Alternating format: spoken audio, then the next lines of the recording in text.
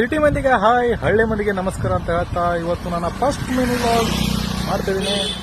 ಎಲ್ಲರೂ ಸಪೋರ್ಟ್ ಮಾಡಿ. ಬನ್ನಿ ಸ್ಟಾರ್ಟ್ ಮಾಡೋಣ.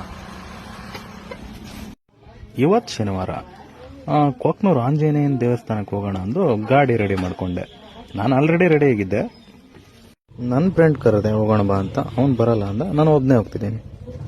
ದೂರ ಹೋಗೋದಲ್ವಾ, ಪೆಟ್ರೋಲ್ ಕಮ್ಮಿ ಇದೆ ಅಂದು ಪೆಟ್ರೋಲ್ ಹಾಕ್ಸೋಣ ಅಂದು ಪೆಟ್ರೋಲ್ ಬಂಕಿಗೆ ಹೋದೆ. ಆಮೇಲೆ ಯೋಚನೆ ಮಾಡಿದೆ 90 ಹಾಕ್ಸೋಣ 190 ಹಾಕ್ಸೋಣ ಅಂತ. 90 ಬೇಡ 190 ಹಾಕ್ಸೋಣ ಅಂದು 190 ಹಾಕ್ಸ್ಕೊಂಡು ಹೊರಟೆ. ಮಧ್ಯೆ ಒಂದು ಫೋನ್ ಬಂತು. ನಿಲ್ಸಿ ಮಾತಾಡೋಣ ಅಂದು ನಿಲ್ಸಿದೆ. ಅವನು ಎಲ್ಲಿಗಾರ ಹೊಂಟೋತ್ನಾಗ ಯಾರು ಫೋನ್ ಮಾಡ್ತಾರಪ್ಪ, ಎಲ್ಲ ಫೋನ್ ಮಾಡ್ತಾರೆ. ಬೈಕಲ್ಲಿ ಹೋಗುವಾಗ ಸಾಂಗ್ ಹಾಕ್ಕೊಂಡು ಬ್ಲೂಟೂತಲ್ಲಿ ಸಾಂಗ್ ಕೇಳ್ತಾ, ಅದು ಸಾಂಗ್ ಕೇಳ್ತಾ ಅದೊಂಥರ ಹಾಡೋ ಹುಚ್ಚು. ಹಾಡ್ತಾ ಹೋಗ್ತಾ ಇದ್ದೆ.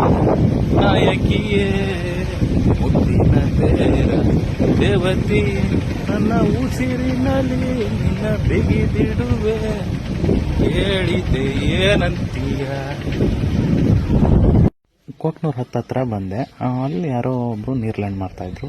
ಟೈಮ್ ಪಾಸಿಗೆ ಏನೂ ಇರಲಿಲ್ಲ, ಅದಕ್ಕೆ ನೀರ್ಲ್ಯಾಂಡ್ ತಗೊಳ್ಳೋಣ ಅಂತ ಗಾಡಿ ಸ್ಟಾಪ್ ಮಾಡಿದೆ.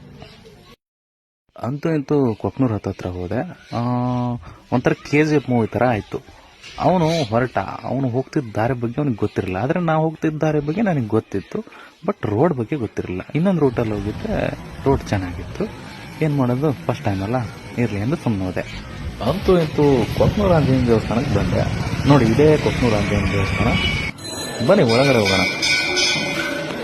ಕ್ಯೂ ಇತ್ತು. ಕ್ಯೂವಲ್ಲಿ ಹೋಗಿ ದೇವ್ರ ದರ್ಶನ ಮಾಡಿದೆ. ತುಂಬ ಖುಷಿ ಆಯಿತು. ದೇವ್ರ ದರ್ಶನ ಮಾಡಿ ಹಾಗೆ ದೇವಸ್ಥಾನದಲ್ಲಿ ಕೂರೋಣ ಅಂತ ಕೂತ್ಕೊಂಡೆ. ಏನೋ ಒಂಥರ ನೆಮ್ಮದಿ ಆಯಿತು. ಬರುವಾಗ ಇರಲಿ ಅಂತ ಒಂದು ಸೆಲ್ಫಿ ತಗೊಂಡೆ.